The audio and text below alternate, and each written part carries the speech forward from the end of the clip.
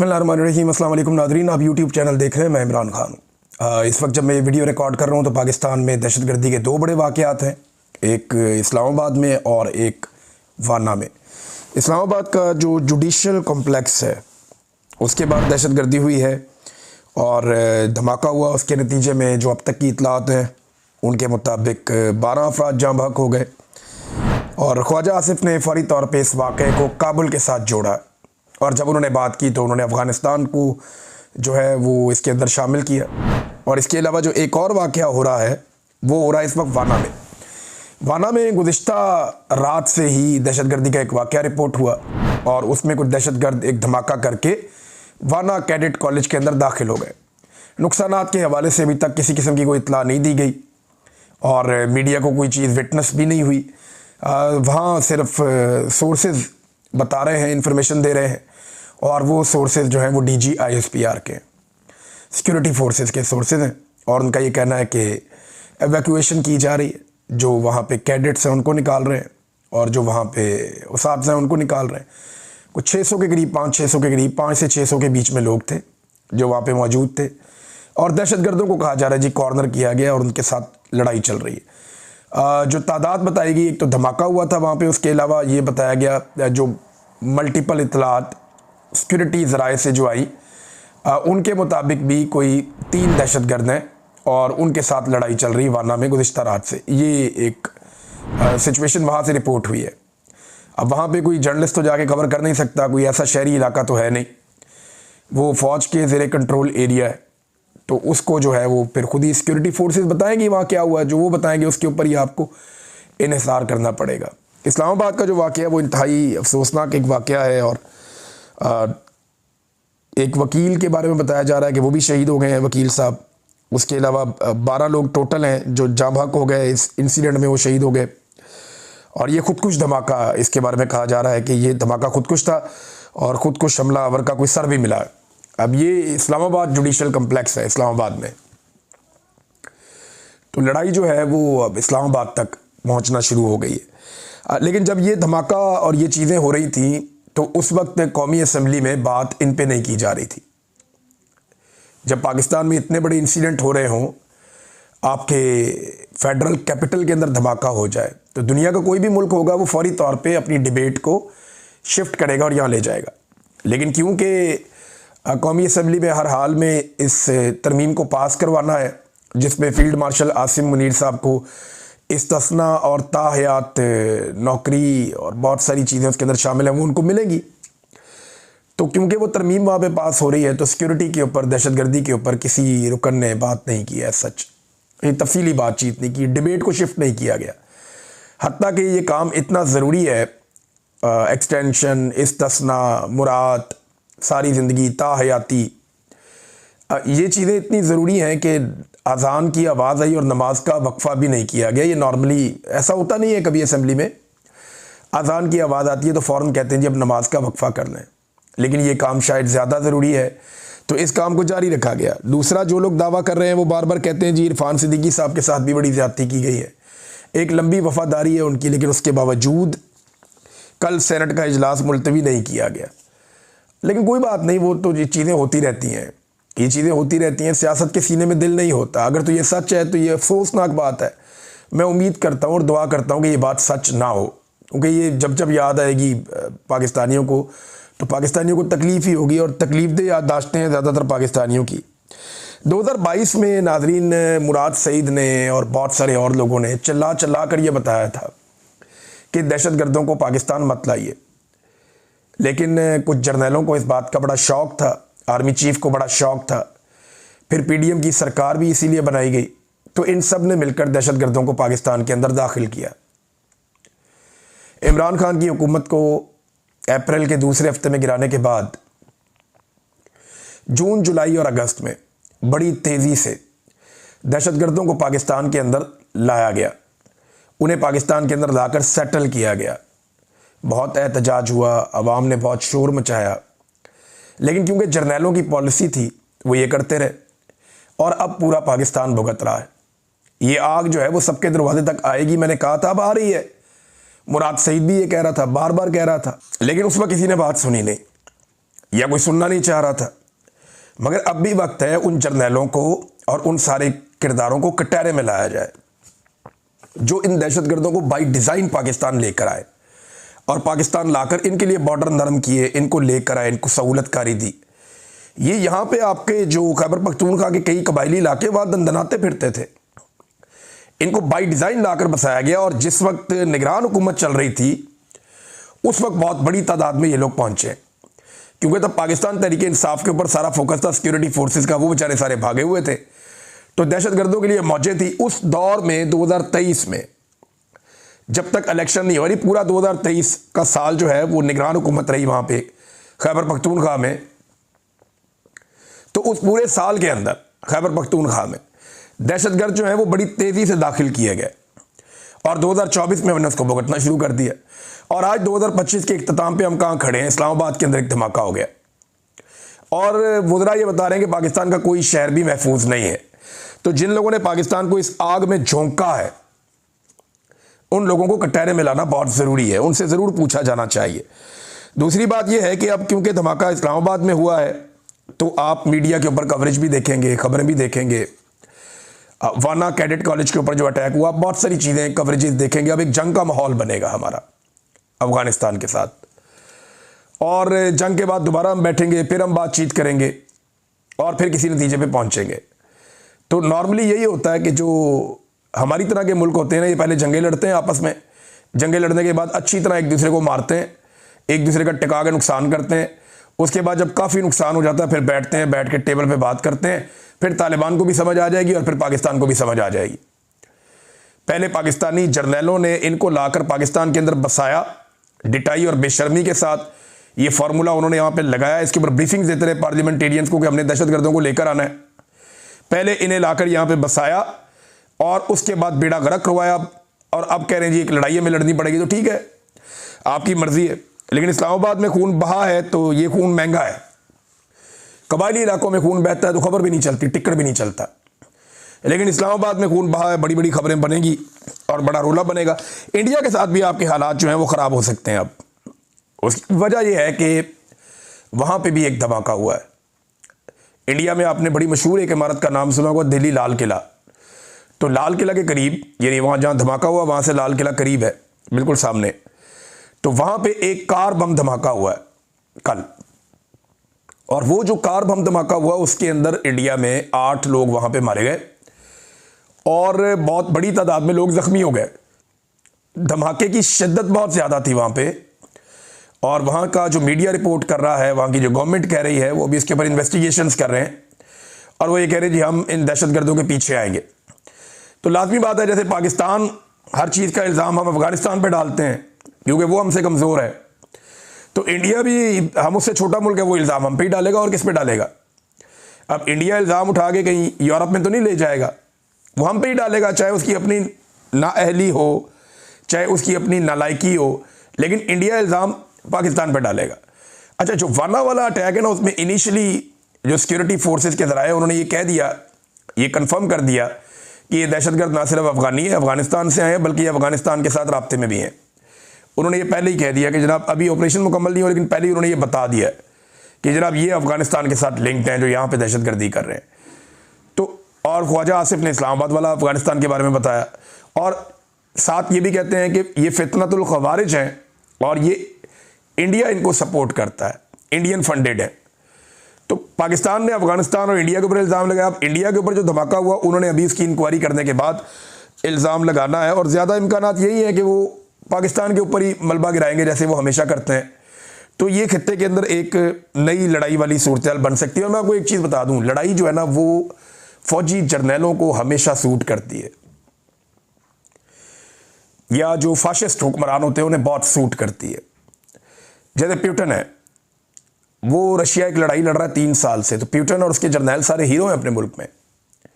Same time में जो Zelensky है वो और उसके जर्नैल हीरो हैं अपने मुल्क में, यूक्रेन। तो ये जंग का कानून होता है। जब इंडिया और पाकिस्तान की भी लड़ाई हुई है तो इंडिया के अंदर बहुत प्रोपेगेंडा किया गया है, जनाब पाकिस्तान को उन्होंने बहुत नुकसान पहुंचाया, बड़े मिसाइल मारे, बड़ी इमारतें तबाह की, बड़े बंदे मार दिए, बड़े फौजी शहीद कर दिए। उन्होंने ये कहा ना, इंडिया का मीडिया, वो उन्हें प्रेस कर रहे हैं, वहाँ के जर्नैल, वहाँ का मोदी, वो वहाँ हीरो बन रहे हैं। इसी तरह पाकिस्तान ने कहा जी हमने तैयारी गिरा दी है, ये रियलिटी भी है। तो यहाँ का मीडिया, हम लोग सारे हम कह रहे हैं हमारी फौज जीती है, तो हमारे जर्नैल खुश हो रहे हैं, हमारे लोग खुश हो रहे हैं। इसी तरह जो अफगानिस्तान और पाकिस्तान का आपस में मार्का हुआ, वहाँ पे भी इसी तरह है कि अफगान वहाँ पे पूरी तरह से मुतमईन है कि जनाब हमने बहुत मारा, और पाकिस्तानी यहाँ पूरी तरह से मुतमईन है कि हमने बहुत मारा। तो जब भी कोई जंग लगेगी तो फ़ायदा तो जर्नैलों का होता है, चाहे उधर हो जाए चाहे इधर हो जाए।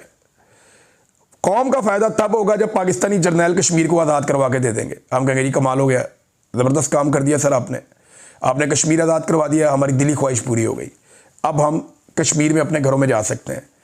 फिर तो हम ये कायल हो जाएंगे ना। या आप वो सारे स्ट्रक्चर जो इंडिया ने हमारे पानियों पे बनाए हुए हैं, वो सारे आप पलक झपकने में तबाह कर दें। We have the capacity. अगर आप वो तबाह कर दें तो हम कहेंगे जी हमारे जर्नैलों ने कुछ फतह किया, कुछ हासिल किया। लेकिन नॉर्मली होता ये है कि जंग के बाद जो है जर्नैल हीरो बन जाते हैं, दोनों तरफ के। वो उधर के उधर बन जाते हैं और इधर के इधर बन जाते हैं, क्योंकि जंग का नतीजा कुछ भी हो, इंटरनेशनली कोई कुछ भी कहता रहे। अब ये तो तैयारे गिरने के बाद मोदी की किस्मत ही खराब थी, बेड़े गर्क हो गया उसका, और डोनाल्ड ट्रंप ने उसको चिढ़ा चिढ़ा के आलमी सतह के ऊपर उसका और ज़्यादा सत्यानाश किया है। बहरहाल हमारे लोगों का खून महंगा है, हमारे कबायलियों का खून सस्ता है। इस्लामाबाद के वाक़े के ऊपर ज़्यादा रद्द-ए-अमल आएगा, जबकि बाकी वाक़यात पे इतना रद्द-ए-अमल नहीं आता। एक नौजवान है नादरीन, आलमज़ेब महसूद नामी, इसका फेसबुक के ऊपर एक अकाउंट है, आप जाके देख सकते हैं। कोई 2,80,000 के करीब इनके फॉलोअर्स हैं।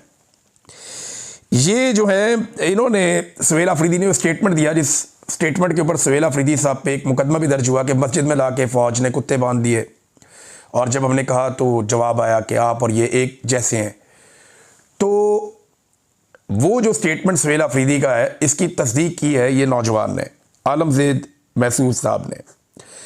इन्होंने 2019 की एक वीडियो अपने अकाउंट से शेयर की थी, और वो वीडियो इन्होंने दोबारा दिखाई है कि ये बात झूठ नहीं है। आज से 6 साल पहले ये वाक़या हुआ था। उन्होंने वीडियो और ऑडियो दोनों दिखाई, जिसके अंदर ये कुत्तों वाली बात भी है, मसाजिद के ऊपर एंटीने लगे हुए हैं, वो बड़े बड़े डिश लगे हुए हैं, और जूतों के साथ जाने वाली ये चीज़ें सारी उसके अंदर, उस वीडियो के अंदर है। उस वीडियो में और उस ऑडियो के अंदर ये चीज़ें हैं। तो ये आलमज़ेब महसूद नामी नौजवान ने इसकी कन्फर्मेशन दी है और इसकी तस्दीक की है कि जनाब ये वाक़या ऐसे ही हुआ था, सुहेल अफरीदी ने झूठ नहीं बोला।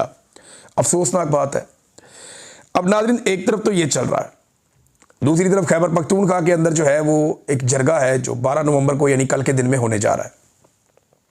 ये एक बड़ा जरगा खैबर पख्तूनख्वा की हुकूमत करना चाहती है।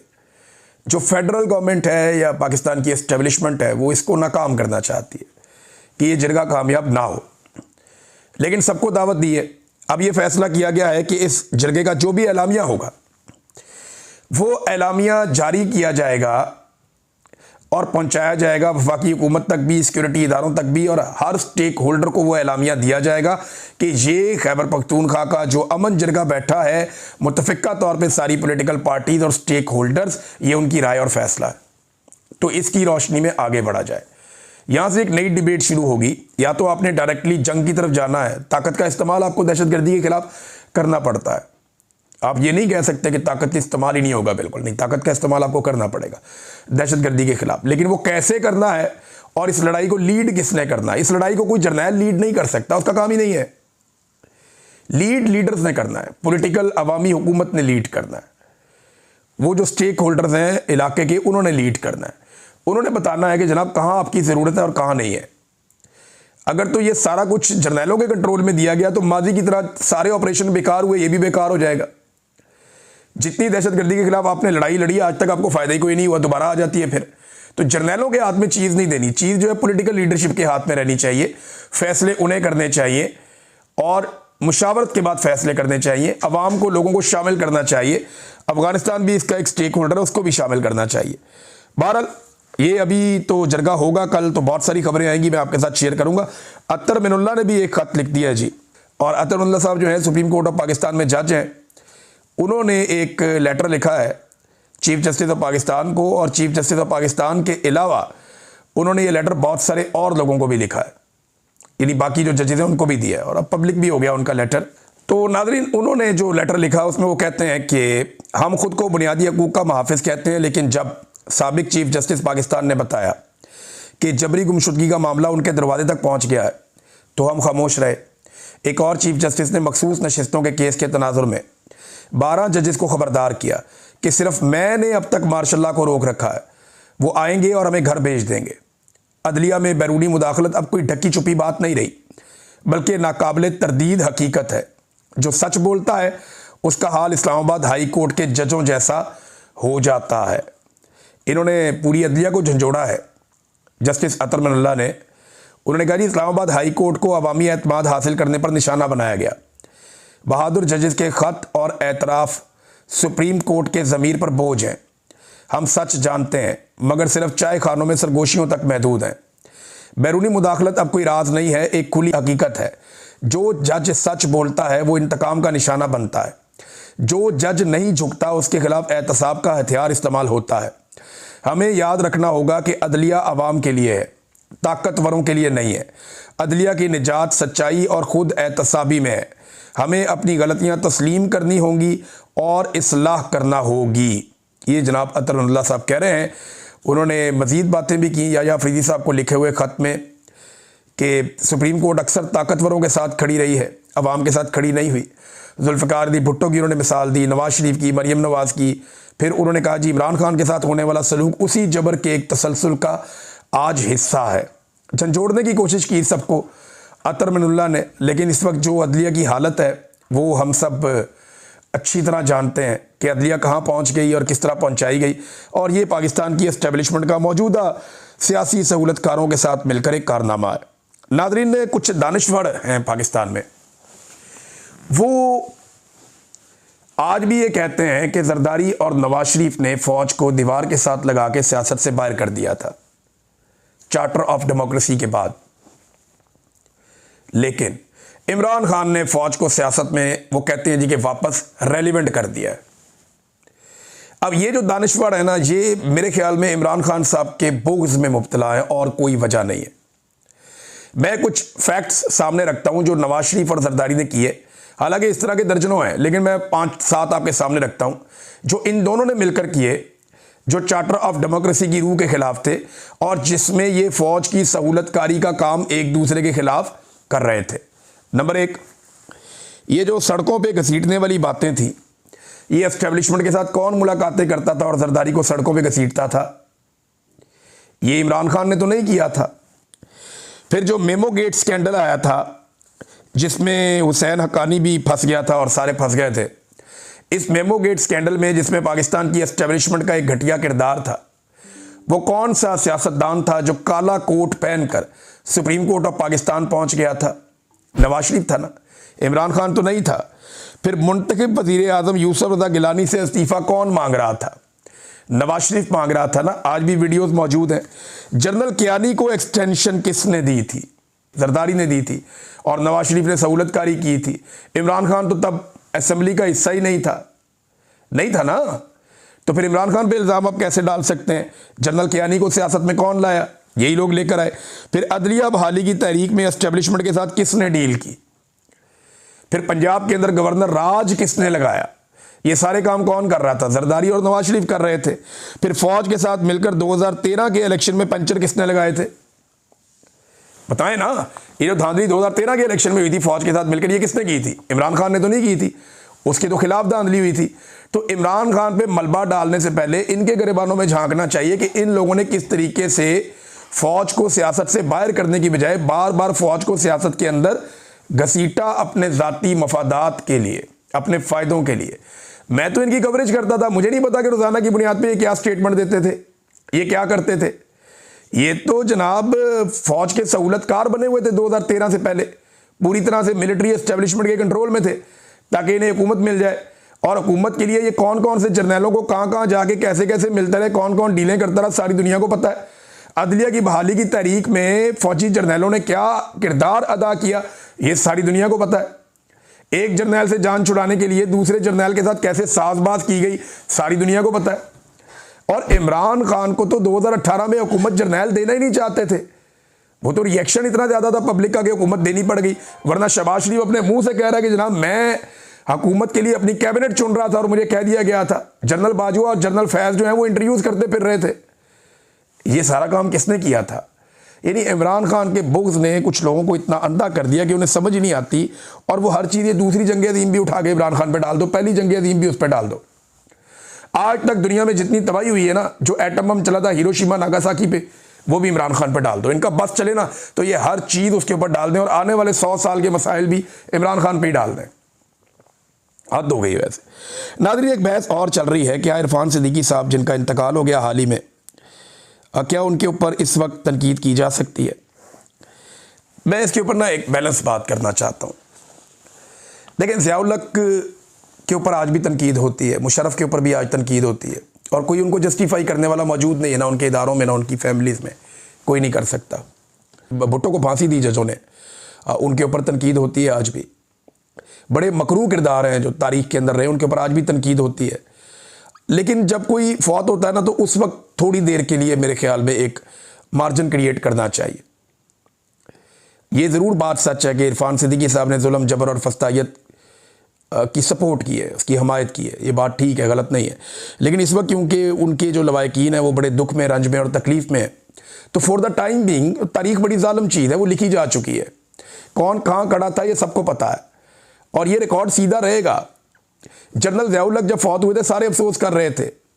जब ये फौत हुए थे परवेज़ मुशर्रफ साहब, उनके बदतरीन मुखालिफिन ने भी कहा जी अल्लाह इनकी मग़फ़िरत करे, और उस वक्त अफसोस का इजहार किया था। मौत तो सबको आनी है, हाँ, लेकिन जब कोई दुनिया से चला जाए तो फॉर द टाइम बीइंग सिर्फ उनके जो अहले खाना है उनका कोई कसूर नहीं होता, जो हल्का अहबाब है उनकी दिलदारी ना हो जाए। दिलदारी से बचने के लिए आप उस वक्त खामोशी इख्तियार करते हैं, लेकिन रिकॉर्ड का जो हिस्सा है वो रिकॉर्ड का हिस्सा ही रहेगा, जो तारीख़ का हिस्सा है वो तारीख़ का हिस्सा। हम सारे अपनी अपनी तारीख़ के साथ मरेंगे।